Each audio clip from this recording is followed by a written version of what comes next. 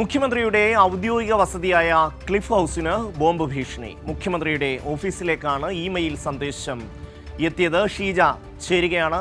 ഷീജ, എന്തൊക്കെയാണ് വിവരങ്ങൾ?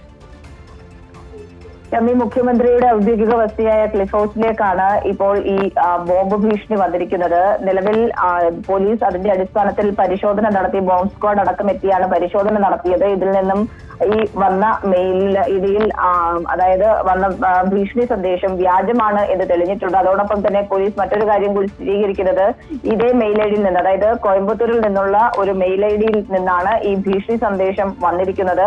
ഇതേ മെയിൽ ഐ ഡിയിൽ നിന്ന് തന്നെ ഇതിനു മുൻപും വന്നിട്ടുണ്ട് എന്നുള്ളത് പോലീസ് ഇപ്പോൾ സ്ഥിരീകരിച്ചിട്ടുണ്ട്. അതിന്റെ അടിസ്ഥാനത്തിൽ തമിഴ്നാടുമായി ബന്ധപ്പെട്ടുകൊണ്ട് ഈ മെയിൽ ഐ ഡി കൈമാറിക്കൊണ്ടുള്ള തുടർ നടപടികളിലേക്ക് കൂടി സംസ്ഥാന പോലീസ് കടന്നിട്ടുണ്ട്.